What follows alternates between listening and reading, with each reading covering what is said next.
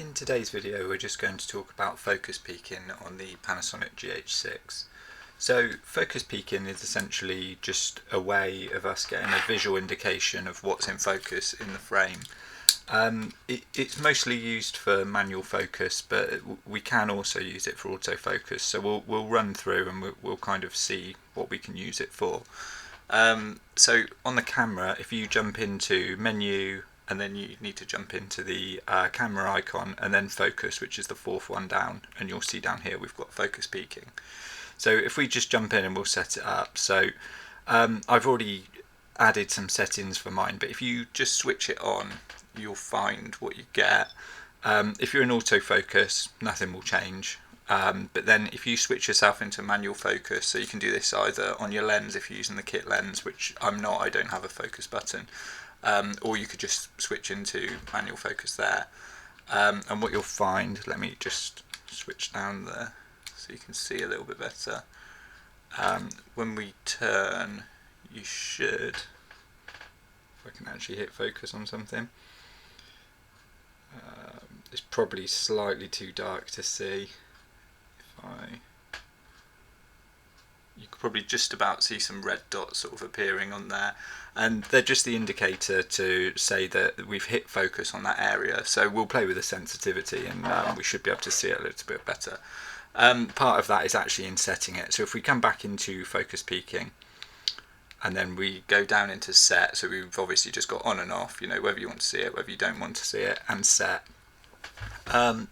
The sensitivity, the top one, that essentially, if we took that right down to -2, it will just show just a very sort of small focus plane. So if you really want to have a really accurate focus on something, if you dial that down to -2, that's going to give you, you know, the most accurate sort of spot. It doesn't change drastically between sort of +2 and -2. If you dialed it up to +2, for example, if we had a look again at this focus point, you should actually be able to see it slightly more because it will offer more points to it. There we go. So if I can get his camera and face in focus, you can kind of see those points jumping up now, or probably just about. So you can kind of see more points when you pull that up to +2. It's up to you how you kind of want to do that. Like I say, there's sort of less accuracy in the plus and a lot more accuracy in the minuses. So, you know, about 0 is probably okay, depending on, you know, how really fine a focus you want to hit and if it's a moving subject, for example. The next thing is the display color.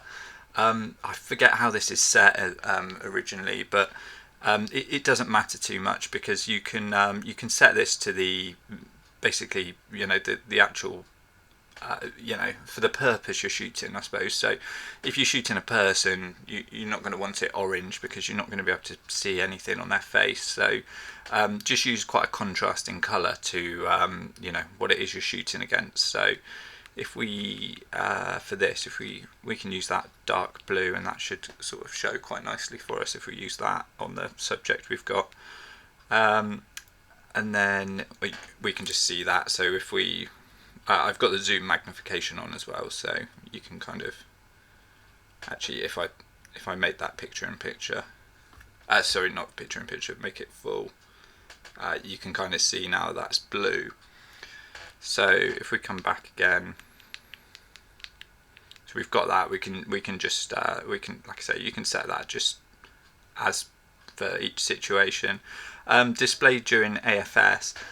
If you don't understand the difference between AFS, AFC and MF, manual focus, there's a video linked above on that. But essentially what this does, really focus peaking is usually for manual focus because we've not got any kind of, you know, any guides there. So that traditionally is set to off when you get the camera. So we just focus in, the camera's doing it for us, it's telling us where it's focusing. You know, on this we've just got our area where it's focusing. So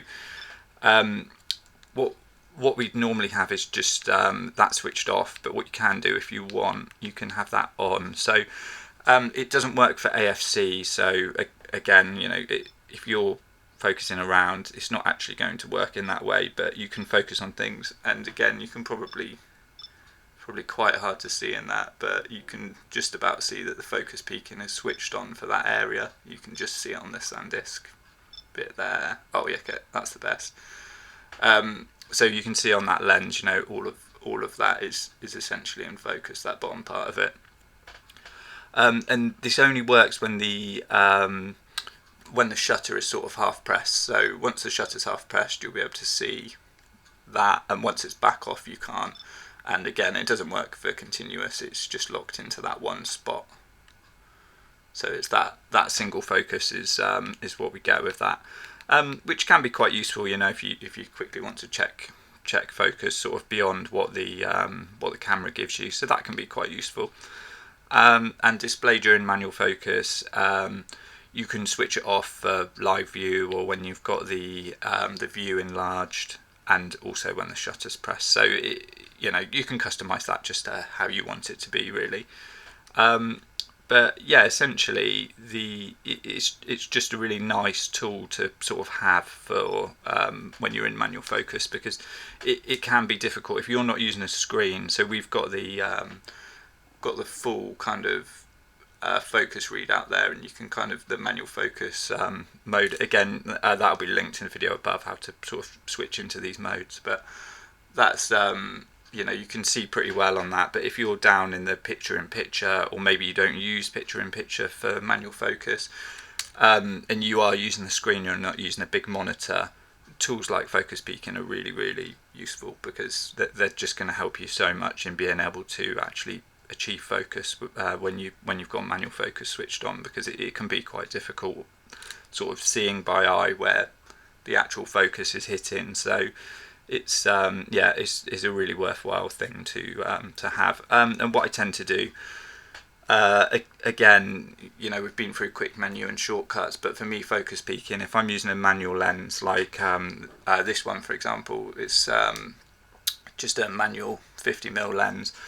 I can't do anything on that automatic, so it has to be all manual features. So I'll have something set up in here to just go, sorry, let me drop that down a little bit. I'll have something in here just to bring it on, so you can kind of see, it's actually too dark now, you can actually see on here, if I press I've got it set up, so if I press the return button, let me just focus in.